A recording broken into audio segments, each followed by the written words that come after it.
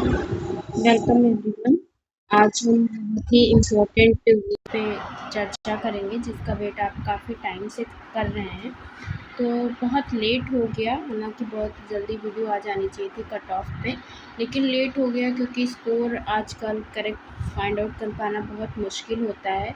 आप किसी भी प्लेटफॉर्म पे देखें, यूट्यूब हो, टेलीग्राम हो या कोई भी ग्रुप हो सकता है, जो स्कोर्स लोग बता रहे हैं वो बहुत कम रेशियो है जहाँ पे लोग सच बता रहे हैं। तो इस वजह से पता करने में काफ़ी टाइम लग जाता है।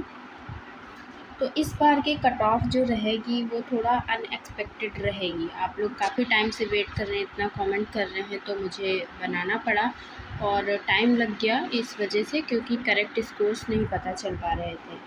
तो आप लोग भी इस बार पीजीटी का एग्ज़ाम करने के बाद काफ़ी हैरान होंगे, आपको भी समझ नहीं आ रहा होगा कि क्या होना था, क्या हो गया है।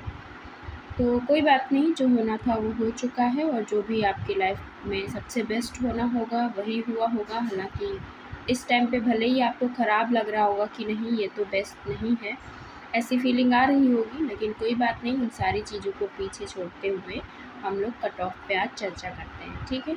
तो सबसे पहले हम लोग आज जो बात करते हैं वो देख लेते हैं कि इस बार का जो पेपर था वो कैसा था। तो अगर हम पेपर के लेवल की बात करें कि उसका लेवल कैसा था, तो वो कठिन था। तो पेपर जब कठिन था, जैसे हमेशा आते थे उसकी तुलना में, तो पेपर कठिन था। तो अगर पेपर कठिन होगा तो कट ऑफ नीचे जाएगी। तो ये तो आप समझ गए हैं कि 2021 के मुकाबले इस बार की जो कट ऑफ जाएगी वो कम जाएगी। पर बात यहाँ पे ये है कि कट ऑफ कितनी जाएगी ये पता कर पाना काफ़ी मुश्किल काम है इस बार। तो वैसे तो हम लोग एवरेज रेशियो लगा लेते थे कि हाँ इतना इतना हो रहा है तो इतनी इतनी कट ऑफ जानी चाहिए, लेकिन इस बार क्योंकि लोगों ने स्कोर कम किया है तो वो अपना करेक्ट स्कोर नहीं बता रहे हैं, शायद इस डर में कि उनके ही कम है। और शायद उनको लग रहा है पता नहीं सामने वाला का स्कोर कैसे पूछें, क्योंकि उसका बहुत ज़्यादा कम है तो वो नहीं पूछ पा रहे हैं। लेकिन एवरेज जो रेशियो देखा जाए वो सभी के स्कोर लास्ट टाइम के कंपैरेटिवली कम है। तो ये तो आपको क्लियर हो गया, कट ऑफ कम जाने वाली है, लेकिन कितनी जाने वाली है ये हम लोग अभी देखेंगे कि क्या है इस बार, क्या होने वाला है। तो इस बार का जो पेपर था वो कैसा था, जैसे कि आप स्क्रीन पे क्वेश्चंस देख पा रहे हैं, वो थोड़ा सा एनालिटिकल था। तो जब क्वेश्चंस एनालिटिकल होते हैं, मतलब नॉर्मली कुछ क्वेश्चंस तो बिल्कुल सिंपल थे, लेकिन कुछ क्वेश्चंस ऐसे थे जिसमें हम कह सकते हैं पेपर चुनौतीपूर्ण था। जैसे कि पासन्स के हम लोग देखें तो हालांकि क्वेश्चंस तो ऑप्शन बहुत सिंपल हैं, लेकिन फिर भी ये जो क्वेश्चंस थे ये थोड़ा घुमावदार थे। इसमें जो ऑप्शन ढूंढना था वो थोड़ा सा टाइम टेकिंग हो सकता है, मे बी फिलिंग के टाइम मिस्टेक हो सकती है। तो डायरेक्ट क्वेश्चन ना होने की वजह से पेपर थोड़ा चुनौतीपूर्ण हो गया। और जब पेपर का स्तर कठिन होता है तो ये स्वाभाविक है जो कट ऑफ है वो नीचे आएगी, क्योंकि हमने सोशियोलॉजी में देखा है कि यहाँ पे जो बारीक बारीक गलतियाँ हो जाती हैं तो उसकी वजह से हमारा जो स्कोर होता है वो कम हो जाता है, और एक हल्की सी बारीकी जो है वो हमारे स्कोर को काफ़ी डाउन कर सकती है। आपको पता भी नहीं चलेगा कि आपने पेपर ख़राब किया है, लेकिन वो ख़राब हो सकता है। तो अगर हम रियलिटी की बात करें तो हमारी जो कट ऑफ है वो कम जाएगी, लेकिन हम सबसे पहले देख लेते हैं कि जो पेपर हमारा था वो कैसा था। हमारा पेपर था मॉडरेट टू हार्ड। इतना हार्ड नहीं था, लेकिन फिर भी इसको हार्ड की कैटेगरी में ही रखा जाएगा, क्योंकि यहाँ पे जो सवाल थे वो डायरेक्टली थ्योरी से रिलेटेड नहीं थे। आप देखेंगे कि जो थ्योरी है उससे डायरेक्टली रिलेटेड नहीं थे। तो यहाँ पे जो कट ऑफ होगी वो हमारी ज़्यादा नीचे गिरने की पॉसिबिलिटी है। और अगर हम इसमें बात करें कि पीजीटी का पेपर देखकर क्या आपको भी हैरानी हुई, क्या आपको लगा कि ये हम किस लेवल का पेपर कर रहे हैं, यूजीसी नेट का कर रहे हैं या हायर एजुकेशन का कर रहे हैं या फिर पीजीटी का कर रहे हैं, जैसे हमारे पहले क्वेश्चंस पूछे जाया करते थे। तो ये वाले क्वेश्चंस को देख के तो कहीं ना कहीं लगा कि पीजीटी के कर रहे होंगे आप। लेकिन अगर ओवरऑल हम पेपर की बात करें तो कहीं ना कहीं आपको जो ये घुमावदार वाले क्वेश्चंस थे, जैसे कि थिंकर्स के जो क्वेश्चंस थे, जैसे कि ये क्वेश्चंस आप देख सकते हैं, अगर इन क्वेश्चंस की हम बात करें तो ये हमारे जो क्वेश्चंस थे इन्होंने ही लोगों को कंफ्यूज किया और इनकी वजह से जो स्कोर है वो सबका डाउन हो गया। तो पेपर का लेवल और जो थिंकर्स के घुमावदार सवाल थे, इन्हीं सवालों ने इसकी पूरी जो मैथ थी उसको बदल दिया है। मतलब जो भी हमारी गणित रहती थी हमेशा की तरह उसको बदल दिया है। तो इस बार अगर आपको लग रहा है कि कट ऑफ बहुत हाई जाने वाली है तो ऐसा नहीं होगा, कट ऑफ हाई नहीं जाएगी, कट ऑफ कम जाएगी। और हम आज इस वीडियो में इसका सटीक एनालिसिस करेंगे और जानेंगे कि क्या कम स्कोर होने पर भी आपका सिलेक्शन हो सकता है या कम स्कोर होने पर भी क्या आप सिलेक्शन की उम्मीद कर सकते हैं।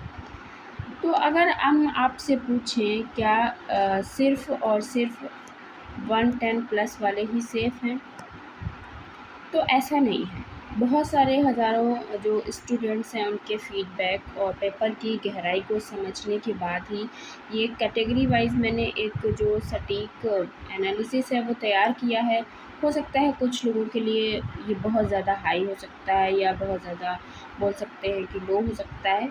सबकी अपनी अपनी ओपिनियन है, तो आप दे सकते हैं और मोस्ट वेलकम कि आप अपनी ओपिनियन यहाँ पे रखते हैं। तो ये हमारा जो प्लेटफॉर्म होता है ओपिनियन रखने के लिए ही होता है। तो आप सभी को अपना अपना ओपिनियन देना है और अपनी कैटेगरी के साथ अपना स्कोर बिल्कुल करेक्ट बताना है, ताकि अगर अभी भी ये कट ऑफ में कोई डाउट रहेगा तो हम लोग दूसरी कट ऑफ डिस्कस कर लेंगे या हम लोग कमेंट के थ्रू ही जान जाते हैं कि हाँ कट ऑफ कैसे होने वाली। जैसे लास्ट वीडियो मैंने अपलोड की थी तो आप लोगों ने कहा नहीं ऐसा नहीं होगा, ऐसा नहीं होगा। उसके बाद जब फाइनल आंसर की आई तो फिर आप लोगों ने कहा हाँ ऐसा ही होगा। तो ऐसे होता है, अपनी अपनी ओपिनियन देनी चाहिए। ओके, तो हम लोग अगर बात करें कि अटेंडेंस इस बार जैसे कि आप लोग सुन रहे हैं कि अटेंडेंस जो थी वो कम थी। तो अटेंडेंस कम होने से कंपटीशन पे कोई फ़र्क नहीं पड़ने वाला आजकल, क्योंकि कंपटीशन इतना ज़्यादा है, सीट्स इतनी कम हैं। जहाँ 22 और 24 सीट है उसमें कितनी अटेंडेंस कम होगी। इतने सेंटर्स हैं, अगर मान लो हर सेंटर पे जो प्रेजेंट रही वो केवल 60% 40% जितना भी परसेंट रहा हो तो अटेंडेंस वहाँ पे कोई भी इम्पैक्ट नहीं डालेगी, क्योंकि आपका कंपटीशन सिर्फ इतनी सीट के लिए है। और इन सेंटर्स पे जो भी वहाँ पे बच्चे थे वो कम से कम पिछले 2 साल से तैयारी कर रहे थे। तो 2 साल से तैयारी कर रहे थे तो उसमें कम से कम 5 या 10% बच्चे बहुत ही गंभीर थे। तो वो जो गंभीर स्टूडेंट थे वो एब्सेंट नहीं थे। तो आप ये तो मान से निकाल दो कि अटेंडेंस कम थी। तो पहले ये गलतफ़हमी तो आप निकाल दो कि अटेंडेंस का कोई आपको प्रॉफ़िट मिलने वाला है, तो ये नहीं मिलेगा, ठीक है। और अगर हम देखें कि अभी जैसे कि हमेशा से क्या होता है ऑब्जेक्शन होता है, इस बार भी होगा क्योंकि कुछ डेफिनेशन वाली जो है उसमें लोग करेंगे, ऑब्जेक्शन नहीं है। तो अगर आप ऑब्जेक्शन की बात करें तो हम पिछला रिकॉर्ड देखें तो हमेशा से 2-3 क्वेश्चन में ऑब्जेक्शन हुआ है, उसके बाद में क्वेश्चन डिलीट हुआ है। तो उसका आपको बेनिफिट मिल सकता है। हालांकि इस बार ये बहुत कम है कि क्वेश्चन डिलीट हो, लेकिन फिर भी अगर होता है तो आपको उसका प्रॉफिट मिलेगा, ठीक है। तो ये हो गया हमारा। उसके बाद अगर हम बात करें कि हमारा ये जो पेपर आया था तो ये पेपर केवल रटने वालों के लिए नहीं था, सिर्फ रटने वाले नहीं कर पाएंगे।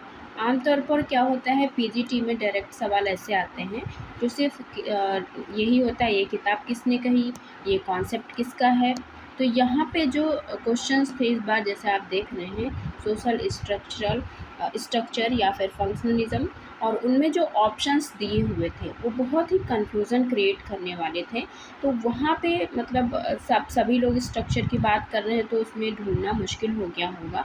तो इस वजह से कट ऑफ कम जाने की पॉसिबिलिटी है, क्योंकि यहाँ पे कॉन्सेप्चुअल अंडरस्टैंडिंग की नीड थी। तो क्योंकि जब पेपर सडनली बदलता है तो प्रॉब्लम सभी के साथ होती है, तो वो आप एक अकेले नहीं हैं जिनके साथ ये प्रॉब्लम हुई है। जितने भी लोग आपके कॉम्पिटिटर थे, मेनली जो हार्ड वर्कर थे, उन सभी के साथ ये प्रॉब्लम हुई है। तो ये क्लियर हो गया।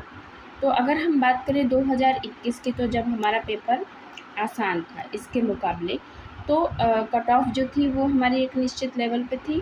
लेकिन अब इसमें 2 बड़े बदलाव हुए हैं। तो पहला क्या बदलाव हुआ है, पहला ये हुआ जो हमारा कंपटीशन है उसका लेवल हाई हो गया है, ठीक। और दूसरा जो हो गया है हमारा जो कंटेंट की जो अवेलेबिलिटी है। पहले इतना हमें सिर्फ बुक्स पे ही कंटेंट मिलता था, सिर्फ बुक्स ही पढ़नी होती थी, तो कितने लोग कितनी बुक्स पढ़ सकते, कोई दूसरी पढ़ रहा है, कोई दूसरी पढ़ रहा है, तो सब लोग क्या करते थे, अलग अलग बुक्स पढ़ते थे, सबकी अंडरस्टैंडिंग अलग अलग लेवल पे होती थी।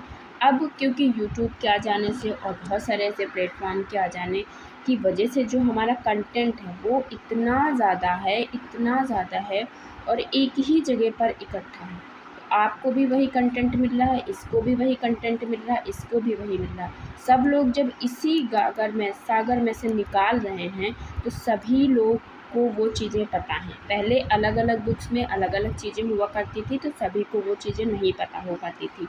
अब क्योंकि सब लोग एक ही चीज़ वहीं से पढ़ रहे हैं तो सब आपके कॉम्पिटिटर हैं और सबका रेशियो एक जैसा जाता है, तो एक एक नंबर से अब लोग आगे पीछे होंगे। ठीक है, तो ये 2 चीज़ें आप ध्यान रखना, किसी भी एग्ज़ाम की आप तैयारी कर रहे हो उस पे ये 2 चीज़ें बहुत इम्पैक्ट डालेंगी। ठीक है, लेकिन फिर भी आप कितने पे सेफ़ हैं, तो अगर आपका स्कोर 100 टू 105 के बीच में है तो आप टाइम वेस्ट मत करिए, आप फटाफट इंटरव्यू की तैयारी शुरू करिए। और किसी ने मुझसे पूछा था कि आप इंटरव्यू की तैयारी कराती हैं क्या, तो मैं स्पेशली ऐसा कोई बैच या फिर ऐसा मॉक इंटरव्यू नहीं कराती हूँ, लेकिन फिर भी मैंने एक आपको क्या क्या चीज़ें ध्यान रखनी चाहिए उसकी वीडियो बनाई है और जिन लोगों ने मांगी थी उनको दिया भी है। फिर भी अगर आपको इंटरव्यू से रिलेटेड कुछ आपको लगता है कि हम एडवाइस ले सकते हैं, एज़ अ फ्रेंड भी अगर आप कुछ पूछना चाहते हैं तो आप पूछ सकते हैं। जितना मुझे आता है मैं आपको ज़रूर बताऊंगी, जो डेफ़िनेटली आपके इंटरव्यू में आपकी हेल्प करेगा कि आपको कौन कौन सी की पॉइंट ध्यान रखने हैं, तो आप वहाँ से हमसे कांटेक्ट कर सकते हैं। ओके, तो सोशियोलॉजी में क्या होता है, हमेशा 5 to 6 क्वेश्चंस ऐसे रहते हैं जो गेम चेंजर होते हैं। ज़्यादा चेंज नहीं होता है, लेकिन यही 5 to 6 जो क्वेश्चंस रहेंगे पूरा गेम यही चेंज करेंगे और यहीं से आप बाहर और अंदर होंगे। तो हमेशा का ये रिकॉर्ड रहा है सोशियोलॉजी में कि अगर ये 5-6 सवाल जो होते हैं वही हमारे गेम को चेंज कर देते हैं। लेकिन यहाँ पे एक प्लस पॉइंट ये है कि आपको सिर्फ रिटन मार्क्स पे नहीं जाना है कि आपने 100 स्कोर किया है या आपने 95 स्कोर किया है। आपको याद रखना है कि यहाँ पे जो 50 नंबर हैं वो आपको इंटरव्यू के मिलने वाले हैं। ठीक, तो ये जो 50 नंबर हैं वो भी आपका फाइनल सिलेक्शन। अभी यहाँ पे सिर्फ बात हो रही है कि हम कितने पे हैं रहें जो कट ऑफ में आ जाएं, लेकिन फाइनल सिलेक्शन में ये बहुत इम्पैक्ट डालेगा। हायर में आपका 30 नंबर का इंटरव्यू होता है, यहाँ आपका 50 नंबर का इंटरव्यू है। उसके साथ ही साथ में जिसका पीएचडी है, जिसका एमएड है और जिसका बीएड है, तो उन लोगों को भी अलग से नंबर मिलेंगे, तो इनका वेटेज है तो वो लोग बाजी मार ले जाएंगे। तो इसलिए किसी का भी स्कोर अगर कम है तो उसको निराश नहीं होना है, क्योंकि क्या पता आप में आपके पास वो वेटेज हो और वहाँ से आप आगे निकल जाएं। तो आप किसी भी कंडीशन में हो, आपको निराश नहीं होना है, क्योंकि अभी आपने सिर्फ एक स्टेप निकाला है और अभी तो आपको चढ़ना बाकी है। क्लियर? नेक्स्ट हम आगे बढ़ने से पहले थोड़ा सा ये बताएंगे कि यहाँ पे कोई भी नेगेटिव मार्किंग नहीं थी, तो जिसको नहीं भी आता था उसने अपने कॉमन सेंस के आधार पे जो भी आंसर्स थे वो कर लिए हैं। क्लियर? तो इसमें ये है कि जैसे कि थिंकर्स की अगर हम बात करें तो थोड़ा सा डिफ़िकल्ट लग सकता है किसी को, तो बहुत रिपीटेड क्वेश्चन नहीं थे, कुछ ही क्वेश्चन थे। आप लोग बताइएगा कि आपको कौन सा क्वेश्चन डिफ़िकल्ट लगा, थिंकर वाला या स्ट्रक्चर वाला या फिर ऐसे बुक्स वाला, कौन सा पोर्शन आपको डिफ़िकल्ट लगा। ठीक है, तो ये हमारा जो कॉमन बातें थी वो हमने डिस्कस की। अब क्योंकि आप बहुत वेट कर रहे हैं तो हम फटाफट बता दें, नहीं तो आपका टाइम भी बहुत वेस्ट हो चुका है। तो हम लोग बात करते हैं कि हमारी जो कट ऑफ रहेगी वो लगभग कितनी रहनी चाहिए। तो देखिए, ये जो कट ऑफ हम बताने जा रहे हैं आपको, वो हमारे अकॉर्डिंग हम पहले ही बता दे रहे हैं, क्योंकि हमारे अकॉर्डिंग है और हमें जो लगता है वो हम आपको बता रहे हैं। आपको जो लगता है आप फ्री हो आप बताना, तभी हम एक करेक्ट जो रिज़ल्ट है उस पे पहुँचेंगे, क्योंकि इस बार स्कोर्स अपने बहुत कम लोगों ने बताए हैं। जितना पहले पता चलता था उतना नहीं पता चला। इसका रीज़न भी मैंने बताया, क्योंकि लोगों को इसकी स्कोर कम है तो इसलिए वो अपना स्कोर नहीं बता रहे हैं। ठीक है, तो हम लोग बात कर लेते हैं। पेपर आपने देख ही लिया था, मैंने आपको बता दिया है। डेफिनेशन वाले में भी चेंज होगा, बाकी सारा सीधा सवाल है तो उसमें चेंज नहीं होगा। तो चैलेंज आप कर देना अगर करना है, क्योंकि 18 तक ही आपके पास टाइम है, उसके बाद आप चैलेंज नहीं कर सकते हो। तो ये वैकेंसी बहुत जल्दी ही क्लियर हो जाएंगी। अगर आप रेस में हो तो आप इंटरव्यू की तैयारी शुरू कर दो। और हम लोग देख लेते हैं कि हमारी जो कट ऑफ रहने वाली है वो क्या रहेगी। तो यहाँ पे हम मेंशन कर देते हैं कैटेगरी, और यहाँ पे हम आपको बता रहे हैं कि हमारे क्वेश्चन कितने सही होने चाहिए, और यहाँ पे हम स्कोर लिख देंगे। मैं बार बार कह रही हूँ कि ये जो हमारा है ये मेरे अकॉर्डिंग है, आप अपना बताना। और क्योंकि मैंने लोगों से बात किया है तो मेरे जानने में हैं कई लोग जिनके 118 भी सही हैं, 111 भी सही हैं, 112 भी सही हैं, और 65 भी सही हैं, 75 भी सही हैं। तो इधर वाले भी हैं, इधर वाले भी। इधर वाले रेशियो बहुत कम है, लेकिन इधर वाला रेशियो बहुत ज़्यादा है। और जो ज़्यादातर लोग हैं वो हैं 80 से 90 के बीच में। तो यहाँ पे बहुत ज़्यादा लोग हैं। अब देखना है कि हम सेफ़ कितने पे हैं, तो हम यहाँ पे आपको सेफ़ स्कोर बताने की कोशिश करेंगे। तो हम लोग देख लेते हैं कि सेफ़ स्कोर क्या हो सकता है। हम आपको बता रहे हैं हर कैटेगरी में अगर आपका इतना स्कोर है तो आप सेफ़ हैं।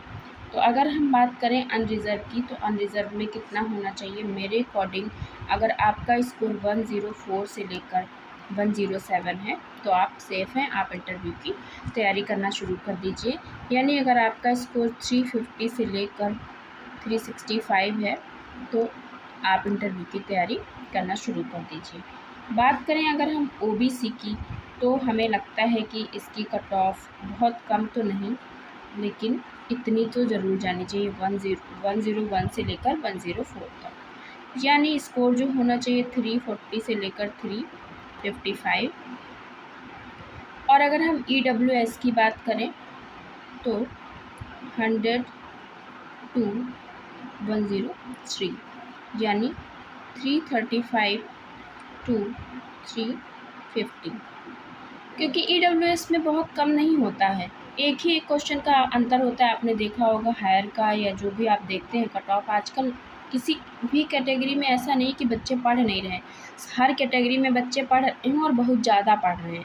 तो इस वजह से कट ऑफ में बहुत कम अंतर नहीं आता है, और बल्कि जो OBC है और SC है, इन सब की कट ऑफ हाई चली जाती है। क्यों? क्योंकि इनमें सीट्स बहुत कम होती हैं, बच्चे तो ज़्यादा ही होते हैं, तो इस वजह से इनकी कट ऑफ हाई चली जाती है।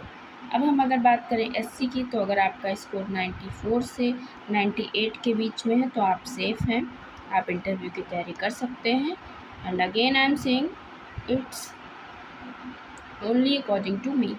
और ST की अगर हम बात करें तो अगर आप 85 से 90 के बीच में हैं तो आप तैयारी कर सकते हैं। यानी अगर आपका स्कोर 285 से 305 के बीच में है तो आप बिल्कुल सेफ़ हैं। तो ये मैंने जो आपको रेशियो बताया ये मेरे अकॉर्डिंग सेफ़ रेशियो है, और इतनी कट ऑफ जानी चाहिए। अब आप बोलेंगे आपने तो सबसे हाई बता दिया, इतना तो नहीं जाएगा। बिल्कुल हो सकता है मैंने सबसे ज़्यादा बताया हो, लेकिन जो मेरे सराउंडिंग्स में हैं मैं उनके अकॉर्डिंग, उनके आधार पे बता रही हूँ। हो सकता है आपके आसपास हो, या यूट्यूब पे भी हमने देखा है कि लोगों का बहुत कम स्कोर आ रहा है। लाइक 85 वाले कई कमेंट आए हुए हैं, और 89 वाले हैं, 90 वाले भी हैं। तो है, वो रेशियो है। लेकिन हम अगर एवरेज की बात करें तो हमको ये भी देखना हमारी सीट्स कितनी कम है, जिनकी संख्या बहुत ज़्यादा ही कम है। तो अगर हमारा कंपटीशन 22-24 सीट में है तो आप देख लो क्या इतने लोग भी नहीं होंगे जिन्होंने इतना किया हो। हालांकि पेपर का जो लेवल था वो डिफ़िकल्ट था, तो पिछली बार की अपेक्षा तो कम रहेगी, लेकिन हमारे अकॉर्डिंग इसके बीच में कट ऑफ रहनी चाहिए। आप बिल्कुल फ्री हैं अपना ओपिनियन देने के लिए, तो आप बताइएगा आपको क्या लगता है कि कट ऑफ कितनी रहेगी। ये मैंने अपने अकॉर्डिंग जो जितना डेटा मुझे मिला है उसके आधार पे मैंने बताया है, और मेरे अकॉर्डिंग तो कट ऑफ ऐसी ही रहनी चाहिए। और अगर आप इस कट ऑफ में नहीं आ रहे हैं तो कोई बात नहीं है, अभी आपके पास बहुत टाइम है। आप अपनी तैयारी शुरू करिए और बहुत सारे आपके पास ऑप्शंस हैं। अभी हिम्मत नहीं हारना है आपको, आपके पास अभी बहुत टाइम है, तो आप कर सकते हो। लेकिन इस एक एग्ज़ाम के आधार पे अपने आप को जज नहीं करना है। ओके, तो फ्रेंड्स लास्ट में मैं बस यही कहना चाहूँगी कि जो आपका एग्ज़ाम है वो केवल एक पड़ाव है। आपकी कोई भी परीक्षा क्या है, आपका एक पड़ाव होती है। आपकी काबिलियत का आखिरी पैमाना नहीं होती है, ये आप याद रखना। ये एक पड़ाव होता है। ये कोई भी आपकी काबिलियत का आखिरी पैमाना नहीं तय करती है कि अगर आपका स्कोर कम है तो आप बिल्कुल मायूस मत होइए, आप कोई भी हिम्मत मत हारिए, वो आपको कहीं न कहीं हार्म ही करेगी। तो अपनी जो प्रिपरेशन है, अपनी जो तैयारी है, उसको जारी रखिए। आपकी जो सक्सेस है वो एक न एक दिन आपको ज़रूर मिलेगी। हालाँकि ये बहुत मुश्किल होता है खुद को समझाना कि कब मिलेगी, क्योंकि टाइम इतना ज़्यादा हो चुका होता है कि ऐसे टाइम पे इसका कोई वेट नहीं कर पाता है और फिर लगता है कि ये तो बहुत हो गया। तो अभी आपके पास 2 एग्ज़ाम हैं, जीडीसी है, जीआईसी है, जहाँ आप बहुत अच्छा कर सकते हैं और टाइम बहुत कम है दोनों ही एग्ज़ाम के लिए। तो ये वाला एग्ज़ाम जो हुआ, ये आपका कोई भी तय नहीं करता है कि आपको आता है, आपका नहीं आता है। वो डिपेंड करता है कि आपका एग्ज़ामिनेशन हॉल में कितना प्रेशर रहा। तो जो भी कट ऑफ है उसमें आप अपने आप को खोने मत दीजिएगा। अगर आपका इस बार नंबर कम है तो ये नहीं है कि अगली बार भी आपका नंबर कम होगा। ये आपकी कोई हार नहीं है, बल्कि इससे आपको सीखना है कि अगली बार की जो आपको तैयारी करनी है वो और कितनी गहरी करनी है। ये सीखने के लिए ये एग्ज़ाम हुआ था कि अभी आप कितना पीछे हो मैदान में। तो अभी आपको हारना नहीं है और जीतना है, और अपने मन को मजबूत रखने के लिए आपको अपनी इंटरव्यू की तैयारी में लग जाना है, अगर आप इस नंबर में आ रहे हो। क्यों? क्योंकि अगर आप इस मैदान में हार गए मान लीजिए, तो फिर से जीत सकते हो, लेकिन अगर आप अपने मन से हार गए तो फिर आप कभी भी जीत नहीं सकते हो। तो अपने मन से नहीं हारना है। मैदान में अगर हार गए हो तो कोई बात नहीं है, लेकिन अपने जज़्बे, अपने मन को अभी भी मजबूती के साथ बनाकर आगे उठना है और आगे बढ़ना है।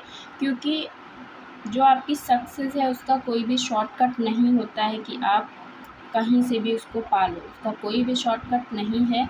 आपको कंटिन्यू मेहनत करनी है। और ये एग्ज़ाम जो पीजीटी का एग्ज़ाम हुआ है, उसने हमें क्या सिखाया है कि आपको केवल रटना नहीं है, बल्कि आपको अब अंडरस्टैंड भी करना है। और हम यही चाहते हैं कि जो भी आपका ड्रीम रहा हो वो आपको मिले। अगर ये ख़राब भी हो गया है तो कोई बात नहीं, आपके पास अभी 2 एग्ज़ाम और हैं, उन पे फ़ोकस करिए और उसमें अच्छा स्कोर करिए। और वहाँ आपको कोई भी डाउट होता है तो अगर मैं आपको हेल्प कर पाती हूँ तो बिल्कुल पूछिए। जैसे कई लोगों ने मुझे टेलीग्राम पे काफ़ी कुछ अपने कन्फ्यूज़न भेजे हैं और पूछा है, तो मैं कंटिन्यू अपना जितना भी बेस्ट दे पाऊँगी आपको दूँगी। और आपने जो भी बोला था मुझे याद है, मैं जल्दी ही वीडियो लाऊँगी। और मैं चाहती हूँ जो भी जिसका एम है उसको मिले। तो आप सभी के उज्जवल भविष्य के लिए हमारी तरफ से बहुत सारी शुभकामनाएँ। मिलते हैं नेक्स्ट वीडियो में। अगर आपको हमारा एनालिसिस या हमारी कट ऑफ या हमारा कंटेंट सही लगा है, जो भी हमने बताया आपको थोड़ा-सा ठीक लगता है, तो हमारी वीडियो को लाइक करें। और सोशियोलॉजी के कंटेंट के लिए अगर आपको पढ़ना है, समझना है और ऐसा आपको कंटेंट चाहिए तो हमारे चैनल को सब्सक्राइब कर लीजिएगा। और मिलते हैं नेक्स्ट वीडियो में, तब तक के लिए bye bye. Wish you all the best for your bright future.